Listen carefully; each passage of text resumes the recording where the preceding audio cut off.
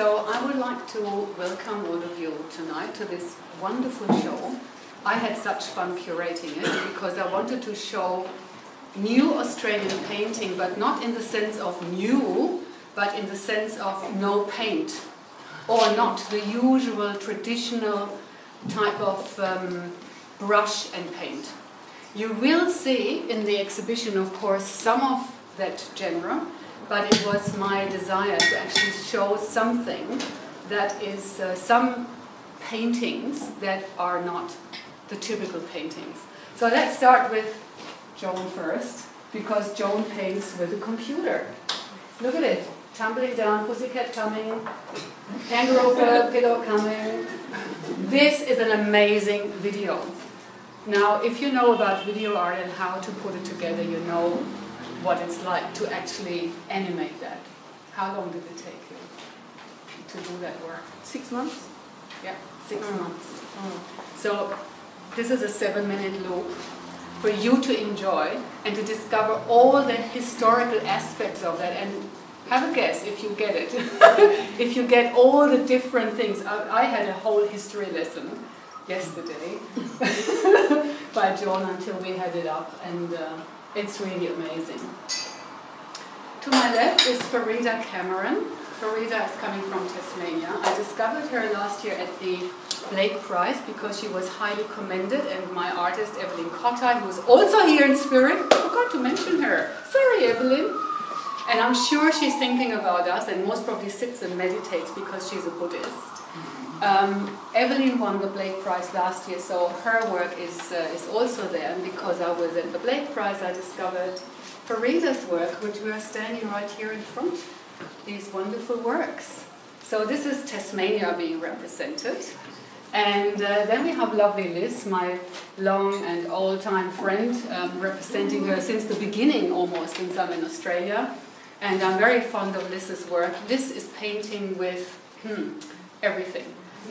With wool, with felt, with grass, with air balloons, with nails and nuts and bolts and chewing gum. Plastic mesh. Plastic mesh and cord and all kinds of things. You can see her work, quite a few different ones over there. So you can see the painting done with different aspects of material, which I love. Then who else have we got? Lisa Andrew is painting with a printer and a computer as well. So everything is done. This looks perhaps to you like a very simple work and like a print, but it's quite complex. First of all, she gets a print in the computer, then she works on the computer on the different images. Then she prints that out and changes things again. She prints it onto very expensive material that she only can get in a university, and thank you for the university to help her in this. Then she stitches it together and assembles it together, like you can see, it's like burnt wood and then wood panels and again wood panels, and it's quite amazing. It's very complex. So again, here's a different genre of painting. And last but not least, Homi Vassal. He's painting with liquid and artificial color and bacteria. Now, how is that? That's a real nice one. And I know Homi also since I'm in Australia, and I saw him the other day when you had your opening at the National Art School, where you had your large work represented. And that's how this show comes about, you know. It's crazy how a show sometimes comes about. It's not really that I'm sitting there and thinking who would fit into this show. It's just happening. It's life, yeah? And that's what I love about it. So Polly was here earlier. She already left. And her work was actually quite a bit of a challenge. I love this work, which is so different to what she normally does. She normally works in completely different colors, and that is a completely different Polly. I like it because it has this, I mean, look at this green thing in the middle, you know, of it all, which connects the two, which connects the opposite colors of what she's chosen, pink and red, and a white construct, and then there is this green line in it.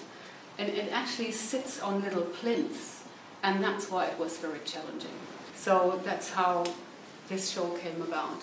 And I would like to sort of, first of all, thank you very much, Farida, for coming here all the way from Tasmania. My pleasure. This is really amazing. I'm thrilled. And I would like to ask the artists, not just what made you do the work, because the works come from completely different times, except Farida's were made for the show, and I know Liz has made that for this show, and also Evelyn has made the works for the show.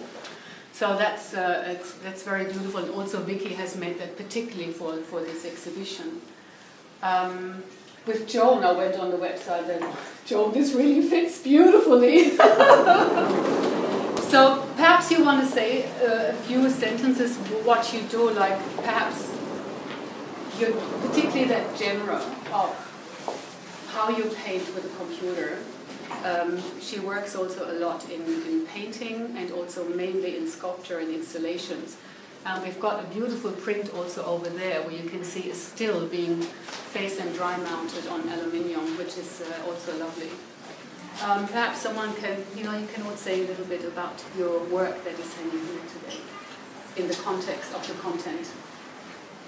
Well, I guess I'm appropriating and manipulating a John Glover in this work. I also work with Joseph Lycett. I really love and hate that colonial period for many reasons, and use it for good, not evil. But what I do is I change it to suit the 16:9 view. So I move rocks. I paint rocks. I make rocks with other rocks. I make them disappear. I spend a lot of time actually working in a painting type style in Photoshop for a lot of hours. Yeah. Anyway, there's a lot more to it. Yeah. Also, it's quite amazing. This one work, just imagine. Of course, it doesn't take a full half year, but it takes half year to produce. The same like the artwork of Vicky Grace. She worked half a year on that work. And I find that it's really worthwhile to view a work with that consciousness, that it's someone's life, that they actually put their whole self into something that we actually are able and fortunate enough to see. And I would really appeal on this gratitude and that consciousness that I just had this beautiful conversation with a collector's couple who just left because they got something in the oven. And he asked me, what is contemporary art?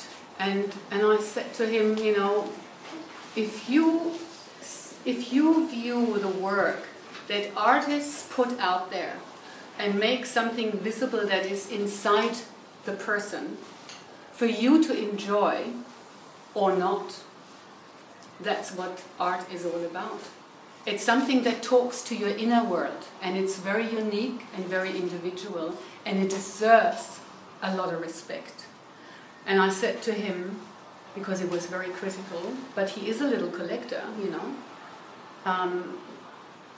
this work over there, or Joan's work, it's half a year of their time, of their life, and everything is in it. What moves them, what shakes them, and what they are. And I think just to view something with that consciousness is a new step towards art, to appreciate art. It's not just a pretty picture, it's not just a splash of color on the wall. It's not just, hey, I can do that myself, particularly if it's simple. You can't. There's a lot behind it, and it stands in context with history as well, with art history. And that is, of course, the next level where, curators or, people who study this come in, because it is not that simple. Rita, over to you. Thank you, John. Thanks, Connie. Yes, well, my work is actually paint. Often people think it's fabric that's been, stuck on somehow, but it's not. It's all paint. And I work by extruding paint in this sort of thread-like way, because for me thread's an important metaphor of connection. You'll find that same metaphor in mythology throughout the world, and everywhere. And in Asia, sutra, the word sutra literally means thread. It's to do with continuity. And for me, applying paint in that way, which is quite a meditative act, is it's a means of connecting past and present. It's a means of connecting the art of different cultures. It's a way of connecting more traditional creative forms that women have followed with contemporary arts dialogue. And, it's quite a personal thing too. And it's also the way in which the paint's applied is quite like writing. Often these are constructed in lines from left to right. And for me, those two things are very closely associated, stitch and writing, text. So textile text. Because I learnt them both at a very young age, at the same time. So, for me, they're like visual poems, really. That's very beautiful. Visual poems. How lovely.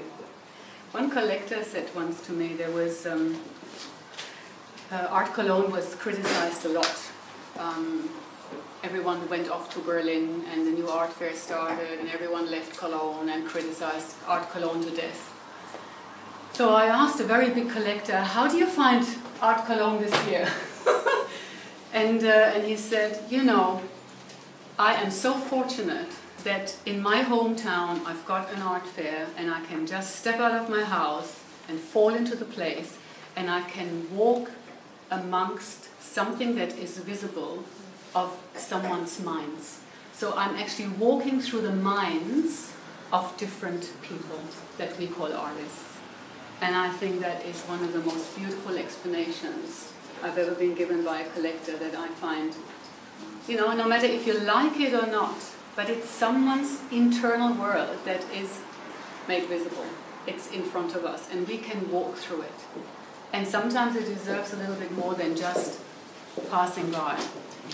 So this is an invitation for every one of you to ponder a little bit, at least over one work that attracts you or repels you. There is a reason for this, and only you know that.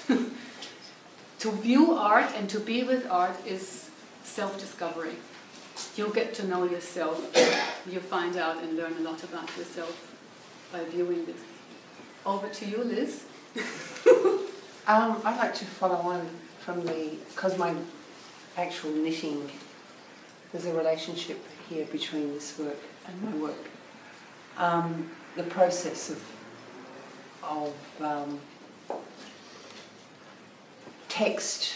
I am a writer as well as a visual artist. I feel so. The text and the texture. I use a lot of textures and this textile that I make. Those three all come together. But also my work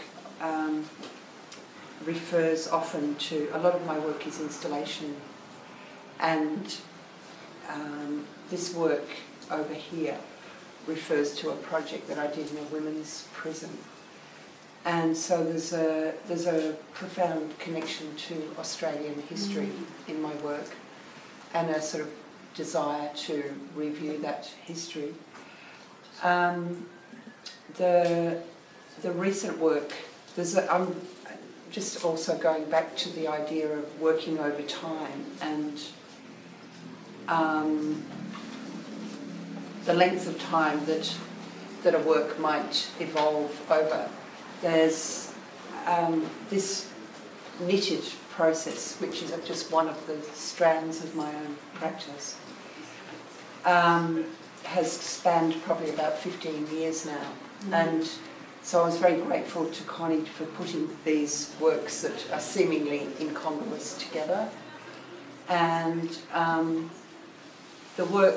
this work, White Shadow, and which there's a sort of maternal kind of link, obviously, with this white fabric, and the abstract geneticism, which is a sort of chromosome drawing, like with this. That's Oh, it was, yeah, it's too hard to say. I don't want to go on all night, but I just throw a bit of free associating to kind of throw ideas up, but that'll do for now. Yeah, thanks. Thank you. Well, all works are for sale, and the artists are here, and I think the artists would appreciate a little feedback from you, which shows and proves that you engage with the art and that you care, that you don't just come for a drink, but you actually engage, not just enjoy, but take it a step deeper. And it's already a proof that you have come, and I thank you on behalf of all the artists very much for that, and please spread the word of this exhibition, which is on for the next 6 weeks. But do go and meet the artists, say hello, and express to them what you experience. They need that. They need that feedback, because there is nothing else except once they take them outside of their studio, and it's really vital and very important. So I like to encourage you on that. So thank you very much. Enjoy. Thanks for coming.